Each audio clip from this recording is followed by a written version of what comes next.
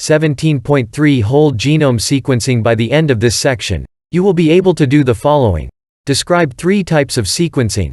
Define whole genome sequencing. Although there have been significant advances in the medical sciences in recent years, doctors are still confounded by some diseases, and they are using whole genome sequencing to discover the root of the problem. Whole genome sequencing is a process that determines an entire genome's DNA sequence. Whole genome sequencing is a brute force approach to problem solving when there is a genetic basis at the core of a disease. Several laboratories now provide services to sequence, analyze, and interpret entire genomes. For example, whole exome sequencing is a lower-cost alternative to whole genome sequencing. In exome sequencing, the doctor sequences only the DNA's coding, exon-producing regions. In 2010, doctors used whole exome sequencing to save a young boy whose intestines had multiple mysterious abscesses. The child had several colon operations with no relief. Finally, they performed whole exome sequencing, which revealed a defect in a pathway that controls apoptosis, programmed cell death. The doctors used a bone marrow transplant to overcome this genetic disorder, leading to a cure for the boy. He was the first person to receive successful treatment based on a whole exome sequencing diagnosis. Today, human genome sequencing is more readily available and results are available within 2 days for about $1,000. Strategies used in sequencing projects. The basic sequencing technique used in all modern-day sequencing projects is the chain termination method, also known as the dideoxy method, which Fred Sanger developed in the 1970s. The chain termination method involves DNA replication of a single-stranded template by using a primer and a regular deoxynucleotide, DNTP, which is a monomer, or a single DNA unit. The primer and DNTP mix with a small proportion of fluorescently labeled dideoxynucleotides, ddNTPs.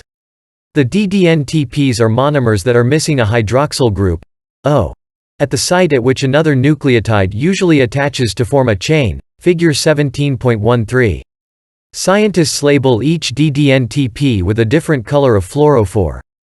Every time a ddNTP incorporates in the growing complementary strand, it terminates the DNA replication process, which results in multiple short strands of replicated DNA 17.3, whole genome sequencing 431 that each terminate at a different point during replication. When gel electrophoresis processes the reaction mixture after separating into single strands, the multiple newly replicated DNA strands form a ladder because of the differing sizes. Because the ddNTPs are fluorescently labeled, each band on the gel reflects the DNA strand size and the ddNTP that terminated the reaction. The different colors of the fluorophore labeled ddNTPs help identify the ddNTP incorporated at that position. Reading the gel on the basis of each band's color on the ladder produces the template strand sequence, figure 17.14. Figure 17.13. A dideoxynucleotide is similar in structure to a deoxynucleotide, but is missing the 3' hydroxyl group, indicated by the box. When a dideoxynucleotide is incorporated into a DNA strand, DNA synthesis stops. Figure 17.14. This figure illustrates Frederick Sanger's dideoxy chain termination method. Using dideoxynucleotides, the DNA fragment can terminate at different points. The DNA separates on the basis of size, and we can read these bands based on the fragment size. Early strategies.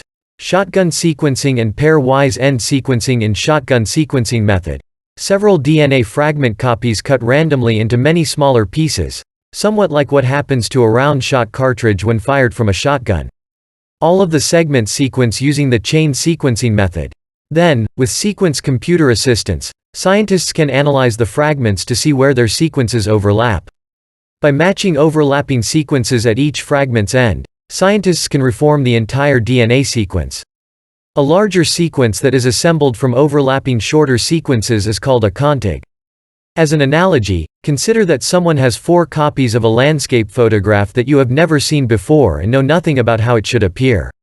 The person then rips up each photograph with their hands, so that different size pieces are present from each copy. The person then mixes all of the pieces together and asks you to reconstruct the photograph.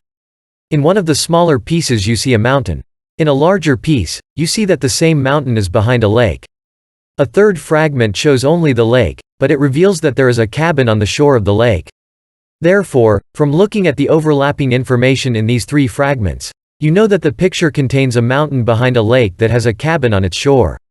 This is the principle behind reconstructing entire DNA sequences using shotgun sequencing.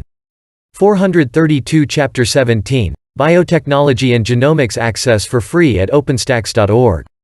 Originally, shotgun sequencing only analyzed one end of each fragment for overlaps. This was sufficient for sequencing small genomes. However, the desire to sequence larger genomes, such as that of a human, led to developing double-barrel shotgun sequencing, or pairwise end sequencing. In pairwise end sequencing, scientists analyze each fragment's end for overlap.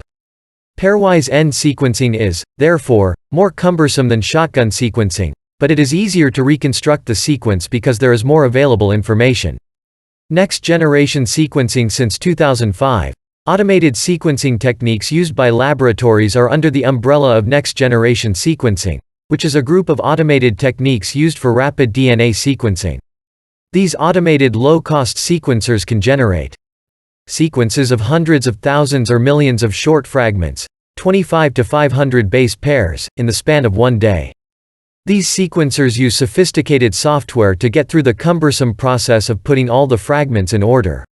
Evolution connection. Comparing sequences. A sequence alignment is an arrangement of proteins, DNA, or RNA. Scientists use it to identify similar regions between cell types or species, which may indicate function or structure conservation. We can use sequence alignments to construct phylogenetic trees. The following website uses a software program called BLAST, Basic Local Alignment Search Tool, http://blast.ncbi.nlm.nih.gov/blast.cgi. Under Basic BLAST, click Nucleotide BLAST. Input the following sequence into the large query sequence box: ATTGCTTCGATTGCA. Below the box, locate the species field and type human or Homo sapiens. Then click BLAST to compare the inputted sequence against the human genome's known sequences. The result is that this sequence occurs in over 100 places in the human genome. Scroll down below the graphic with the horizontal bars and you will see a short description of each of the matching hits. Pick one of the hits near the top of the list and click on Graphics. This will bring you to a page that shows the sequence's location within the entire human genome.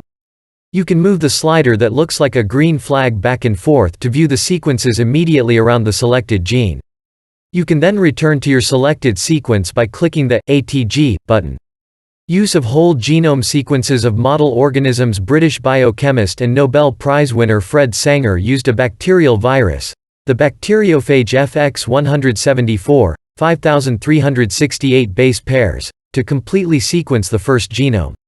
Other scientists later sequenced several other organelle and viral genomes. American biotechnologist, biochemist, geneticist, and businessman Craig Venter sequenced the bacterium Haemophilus influenzae in the 1980s. Approximately 74 different laboratories collaborated on sequencing the genome of the yeast Saccharomyces cerevisiae, which began in 1989 and was completed in 1996, because it was 60 times bigger than any other genome sequencing. By 1997, the genome sequences of two important model organisms were available: the bacterium Escherichia coli K12 and the yeast Saccharomyces cerevisiae. We now know the genomes of other model organisms, such as the mouse Mus musculus, the fruit fly Drosophila melanogaster, the nematode Caenorhabditis elegans, and humans Homo sapiens. Researchers perform extensive basic research in model organisms because they can apply the information to genetically similar organisms. A model organism is a species that researchers use as a model to understand the biological processes in other species that the model organism represents. Having entire genomes sequenced helps with the research efforts in these model organisms. The process of attaching biological information to gene sequences is genome annotation.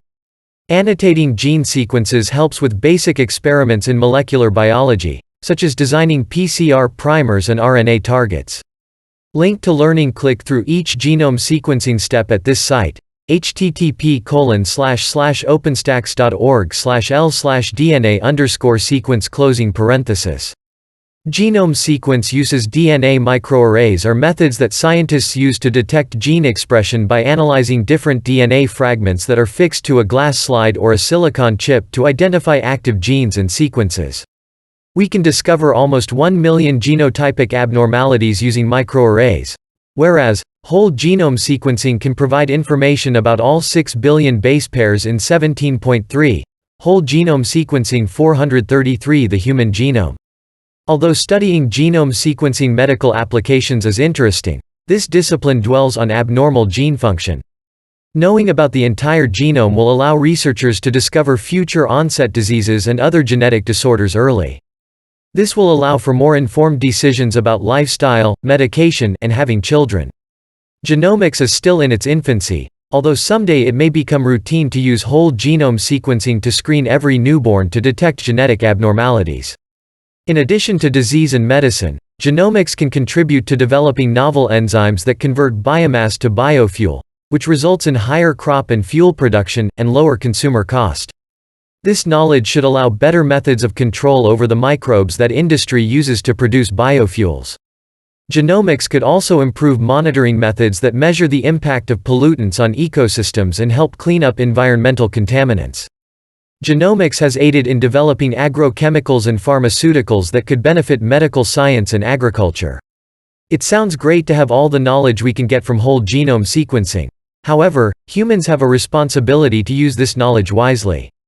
Otherwise, it could be easy to misuse the power of such knowledge, leading to discrimination based on a person's genetics, human genetic engineering, and other ethical concerns. This information could also lead to legal issues regarding health and privacy.